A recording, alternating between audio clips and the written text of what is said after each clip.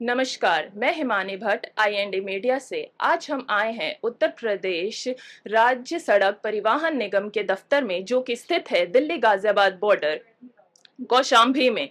यहाँ आज लगा है एक निशुल्क स्वास्थ्य शिविर, जो कि लगाया गया है Bapu Dham ayurvedic naturopathy and yoga centre द्वारा।